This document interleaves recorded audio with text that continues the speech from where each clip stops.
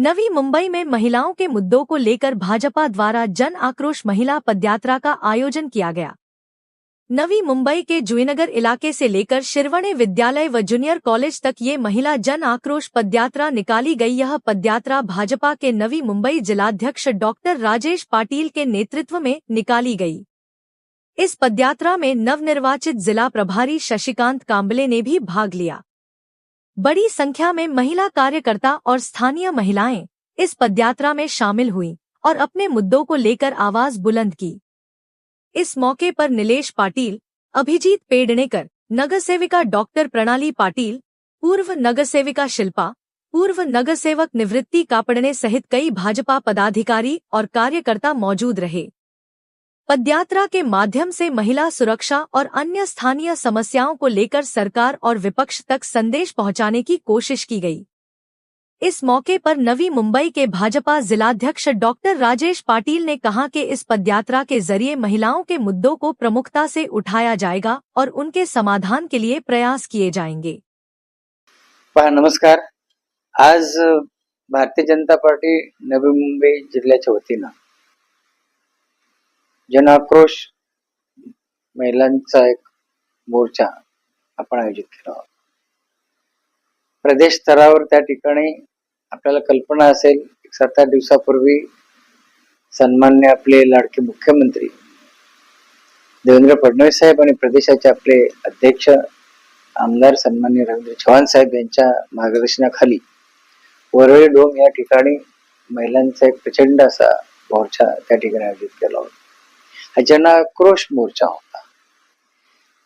ज्या पद्धतीनं फक्त काँग्रेस आणि इतर त्यांचे जे बगलबच्चे आहेत ते फक्त महिलांना आम्हाला काहीतरी द्यायचं अशा पद्धतीनं आव आणण्याचा प्रयत्न करत होते, परंतु प्रत्यक्षात ओठावर एक आणि पोटात एक अशा पद्धतीची त्यांची ती कल्पना आहे हे सगळ्या आपल्या देशवासियांच्या समोर स्पष्ट झालं।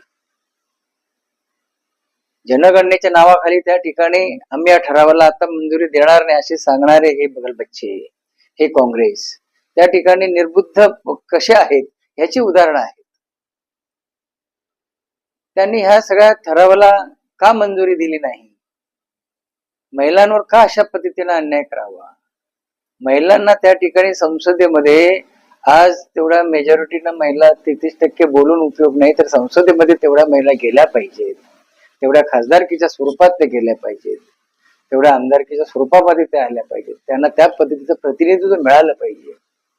ही मानसिकता त्या ठिकाणी 2023 मध्ये स्पष्ट केली होती भारतीय जनता पार्टीनं आपले लाडके यशस्वी पंतप्रधान नरेंद्र मोदीजींच्या मार्गदर्शनाखाली।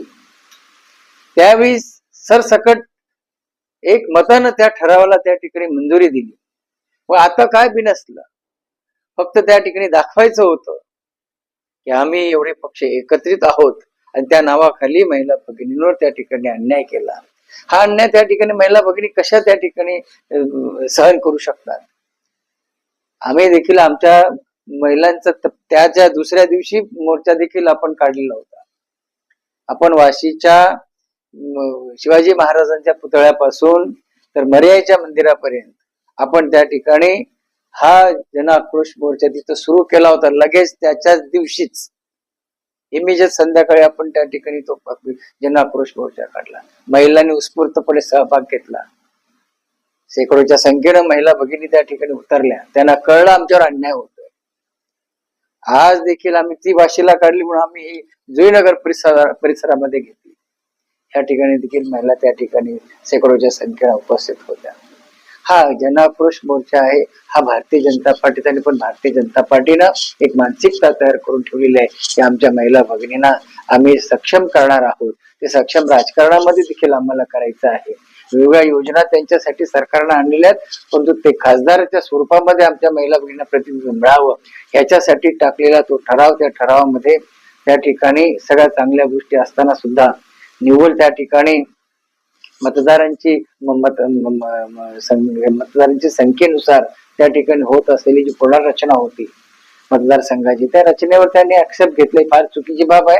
हा आक्षेप त्याच्यावर घेतला आणि हा आक्षेप त्या ठिकाणी महिलांवर त्या ठिकाणी घेतलेला आहे. महिलांना मिळणाऱ्या त्या सुविधा होत्या का, महिलांना मिळणाऱ्या त्या ठिकाणी प्रतिनिधित्व होतं, त्याच्यावर त्यांनी त्या ठिकाणी खरं म्हणजे आक्षेप घेतलेला आहे. आणि याला कधीही त्या ठिकाणी भारतीय जनता पार्टी माफ करू शकत नाही.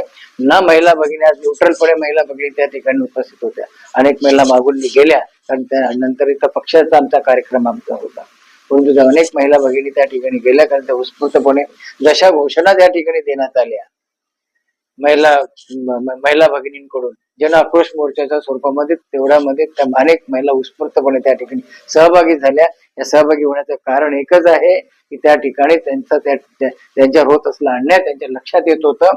आणि काँग्रेसने ही जी चुकीची खेळी केलेली आहे, ज्या खेळीच्या माध्यमातून आज महिलांवर त्या ठिकाणी अन्याय होतोय, हे कदापि महिला भगिनी त्या ठिकाणी मान्य करणार नाहीत, सहनही करणार नाहीत.